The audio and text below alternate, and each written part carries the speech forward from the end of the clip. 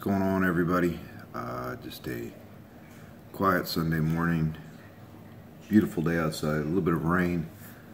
Dog lapping in its water dish. I'm no poet by any means. I'm still waking up. Had a fun night last night. Just me and my daughter were hanging out. My wife took my son to a local acting group for youth, and they watched Star Warped, which is an adaptation or comic relief of Star Wars, and he had a good time. Our friend's son's in the play, and so it was pretty good, pretty entertaining, but apparently there's something in the play, maybe it's Darth Vader or something. My son kept waking up throughout the night and having nightmares. Anyways, the purpose for this video is personal and kind of dear and near to me. The magic question I have or pose to people, I get asked it a lot, is how do you make somebody, and you can't, but how do you make somebody or inspire somebody to make the final decision, the commitment, the go-in to change their life and get healthy? I wish I had that magic answer. I wish I knew. I don't. Mine was dramatic when I made my decision and to get back into fitness and to change the way I was living and eating and not doing things. My dad died 3 days before my son was born, and that was my wake-up call. My mom had already passed 2 years prior from a stroke that was a result of congestive heart failure, that was a result of type 2 diabetes and pretty severe obesity. So you would have thought that then I would have had it, but I was dealing with emotional issues where I, as at my parents' house, and had I actually gotten up and checked on my mom 4 hours earlier, she might still be with us today.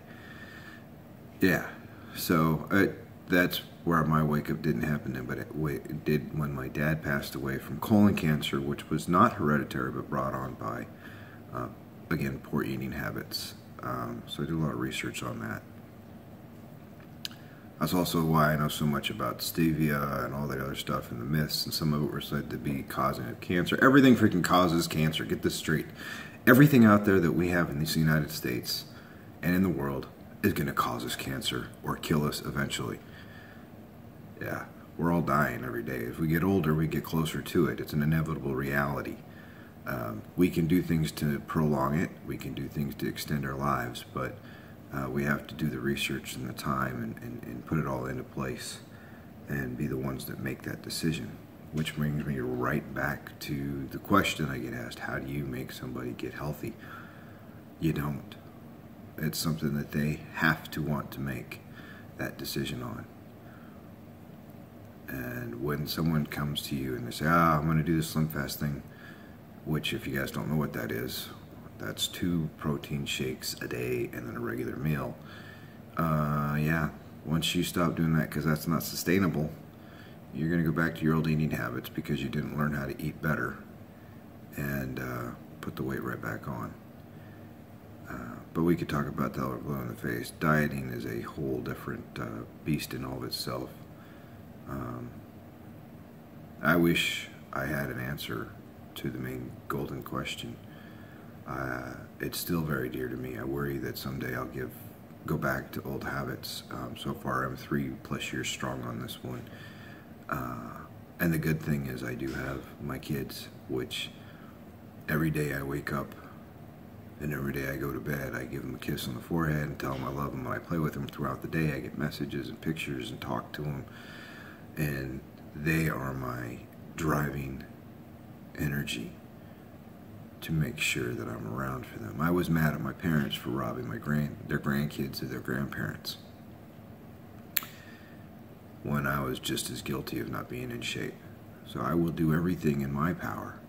It's my resolve to be around and be able to do things with my kids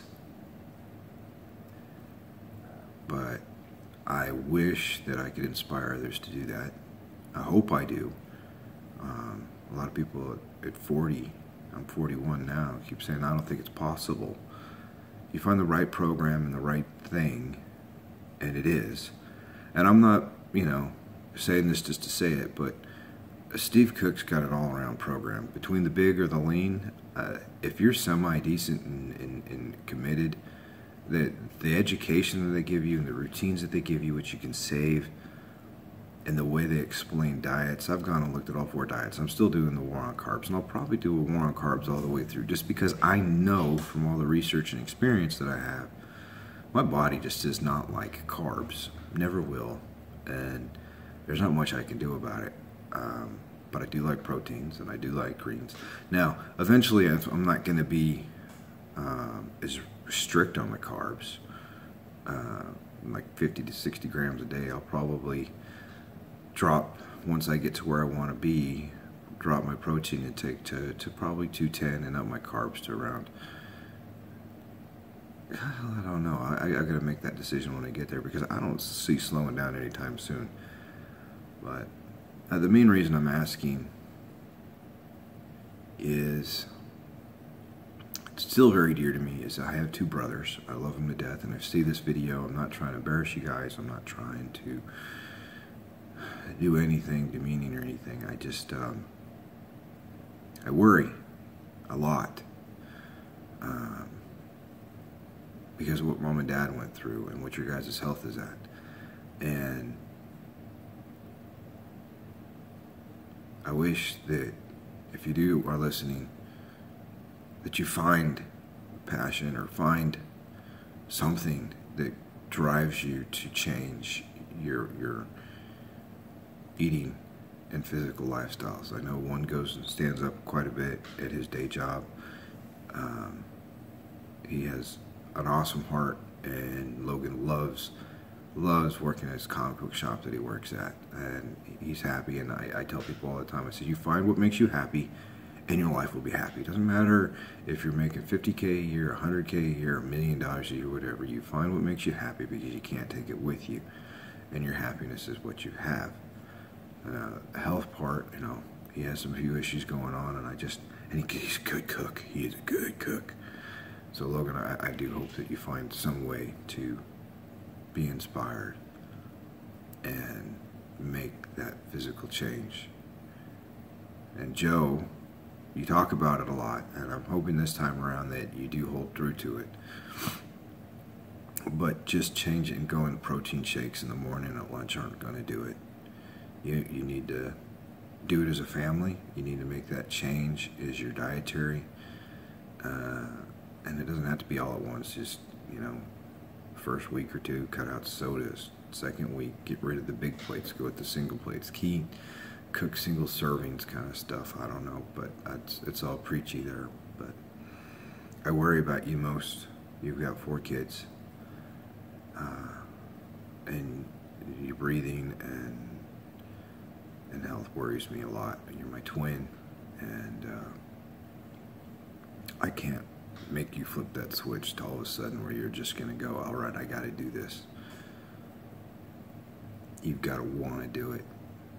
And once you want to do it deep down inside, no matter what, you're going to get it done. That's what happened for me. So Dad died. 3 days later, Calvin was born. We named him Calvin Merton after my dad.